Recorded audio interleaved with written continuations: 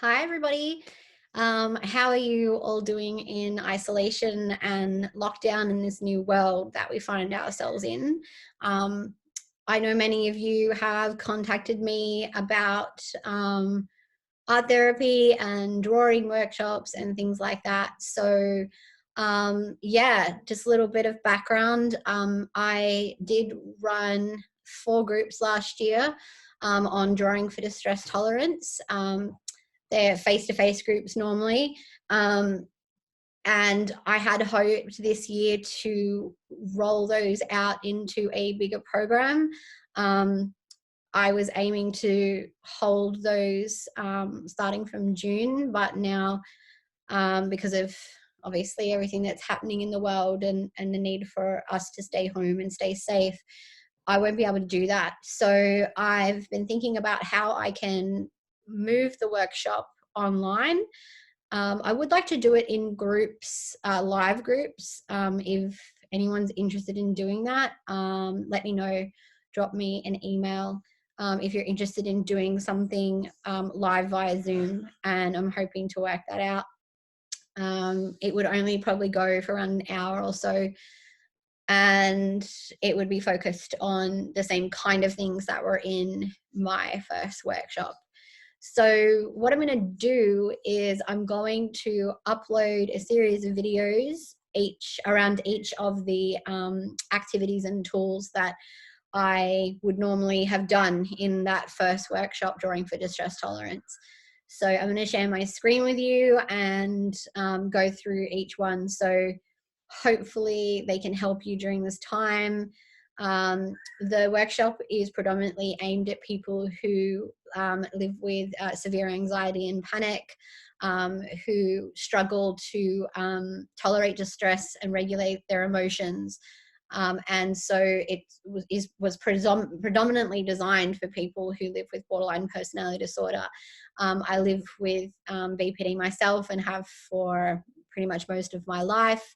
And I do a lot of advocacy around that. And I am currently training as an art therapist. I'm doing a master's degree. But before that, I am a qualified counsellor. And I've worked in drug and alcohol, homelessness, domestic violence, mental health, and youth services. So, yeah, it's something that I'm continuing on, and my master's in art therapy is focused on people living with BPD like myself. So I do have training. I'm not just some like weirdo girl with tattoos and bright colored hair who likes art. Art therapy is a very specialized and nuanced psychotherapy. It requires somebody to have a degree in it. So if they don't have a master's degree, then please be really careful about engaging them. Art therapy can definitely bring up emotions and process some of the things that we might be dealing with. So it's really important to do that with a qualified mental health professional. And hopefully the person who would be delivering that group or that exercise would have some mental health training. I'm not going to be able to do that, obviously, putting out these videos, but please feel free to contact me and give me your feedback, especially if anything was triggering for you or brought up any kind of negative emotion. The goals of these exercises are specifically to retrain your brain from those kind of panic and distress modes. So I hope that they do that. So I'm gonna share my screen with you now. So you'll start to see the workshop itself, and we'll go through that. So yeah, it's called Drawing for Distress Tolerance, as you can see. And I'll just go down to the next slide. So this is just a bit of a welcome for everybody. I'm a Wiradjuri woman. I live here in Eora Nation. And so for me, one of the hardest things about being in isolation is I'm really connected to the planet, and some of my best friends are trees. I'm not used to not being near the ocean constantly, and not seeing it and not being in and around it. So that's really difficult for me. And just a little bit of who I am. So my pronouns are she, her. Like I said, I'm a Wiradjuri woman and I live here in Eora Nation. I'm an artist. I have a fine arts degree. I'm a graphic designer. I also have a communications and graphic design with a specialty in co-design degree. I'm currently doing a Master's of Art Therapy, and my focus is on BPD. I'm also a qualified and trained peer support mentor. I do peer support normally these days, predominantly in a kind of private setting. I can do video peer support, as many of the people that I support actually don't really live near me anyway. So if you're interested in that, please contact me. I'm happy to do that, especially at this time that we're all going through.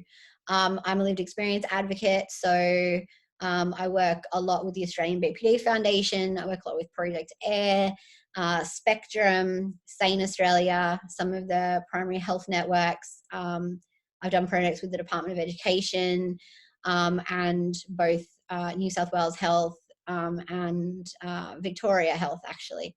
I'm also a pug mum. I have a pug and I have 2 little kittens.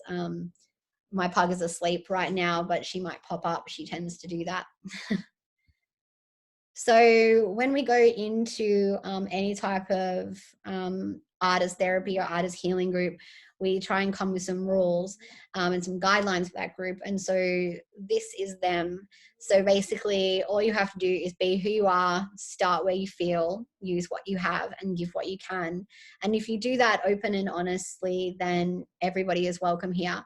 It's a non-punitive, non-negative space as well. So we're not here to critique people's art. That's not what any form of art therapy is about. It's about the process of creating, and it's about what that means for us as individuals. So you don't need to be good at art, be bad at art, come with any of those preconceived notions. I have always looked at art as it's neither good nor bad. It's completely subjective. I think everybody can be creative, and everybody has the right to creativity and artistic practice.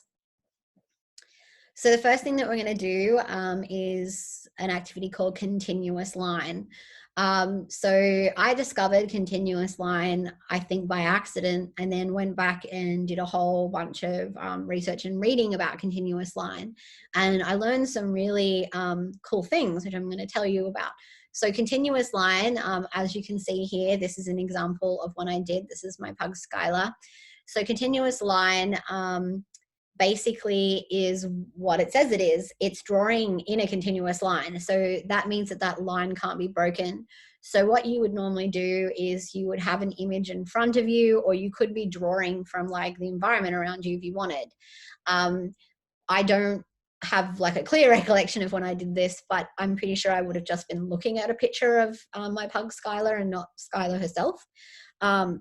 So basically, yeah, like you just draw the whole thing without lifting the pen or pencil. And you can see, if you look really closely, just under her nose here, that's actually where I started and where I finished. You can see a small join there. Lots of people ask me how I draw, so I want to show you how I draw. So I use a device called the Intuitus Wacom. So what that is it's this tablet, small tablet like this. They make different sizes in them. You literally plug it into your USB slot in your computer, and then you take the digital pen. You can see that it's actually, you know, you can actually change the nibs of these as well. Like we've got different ones. And basically I draw on this straight into a program called Illustrator, which is a design program that we use.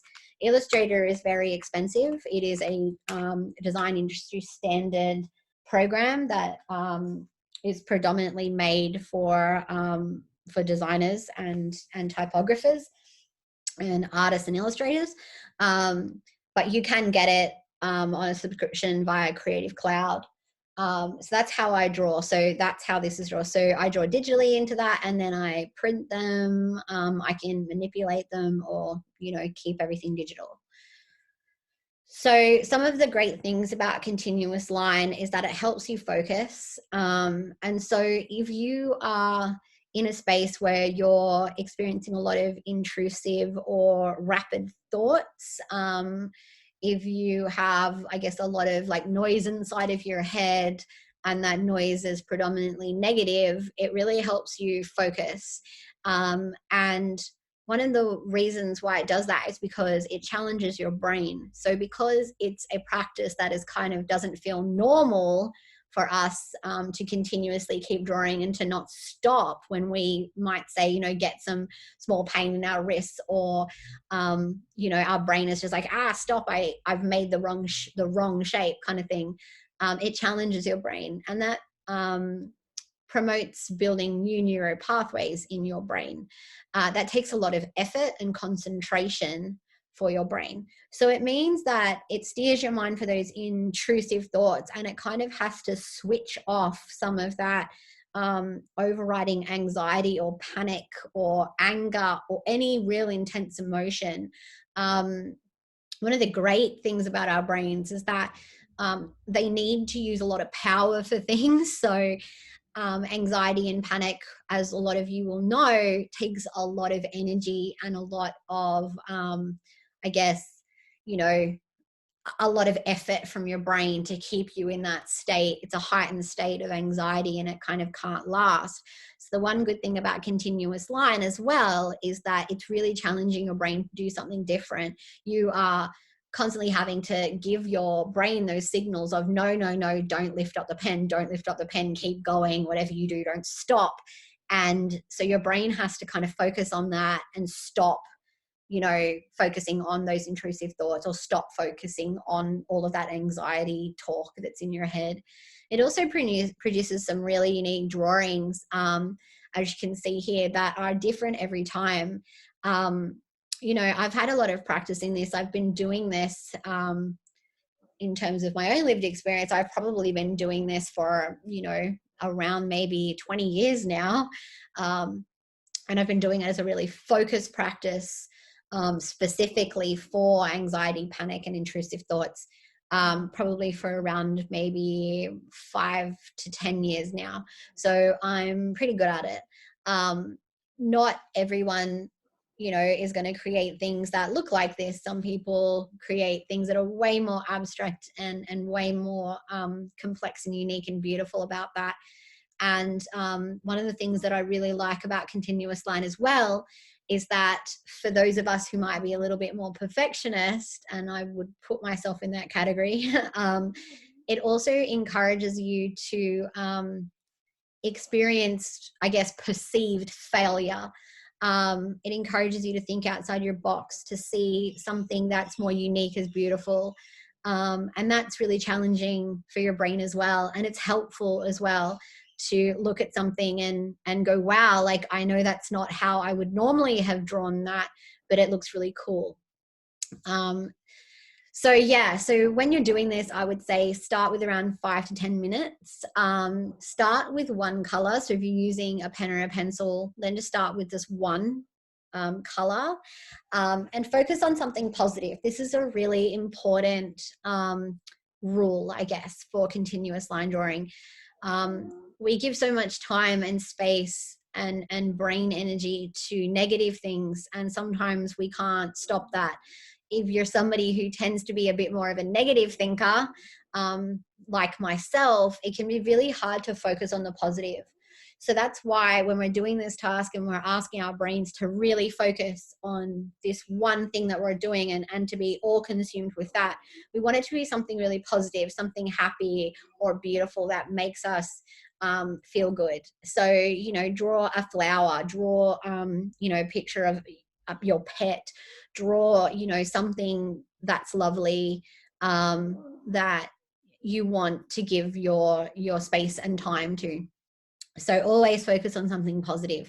You can draw from a picture, or you can draw from what's around you. It really depends. I tend to draw more from pictures, just because, I don't know, like I think that's kind of how I draw normally. Sorry.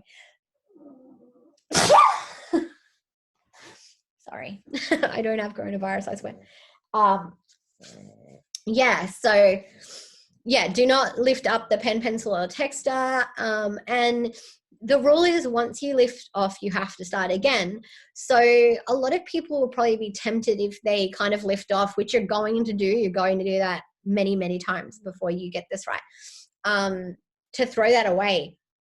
I would not throw that away. What I would do is like start from a different section and then go again.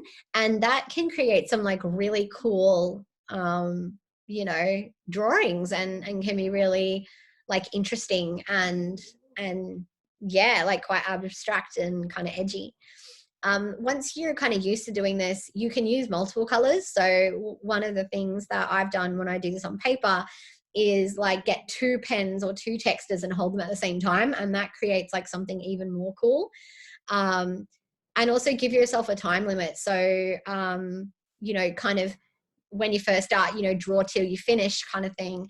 But when you get to more that like expert level, you know, give yourself a time limit. You know, go, okay, I'm only going to do this in 2 minutes, like go, you know.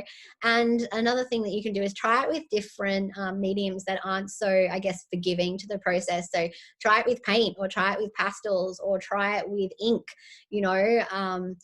And yeah, just kind of experiment with it and make it a little bit more interesting. I think some of the best art that we do is actually art that we kind of haven't sat down and gone, okay, I'm going to draw this and it's going to be this and it's going to look like that and it's going to be perfect.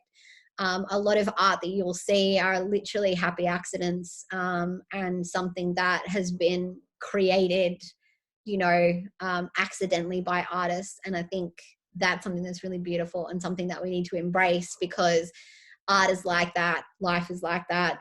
You know, you can go in with a plan, but pretty soon, you know, the universe will come and knock that plan out of place.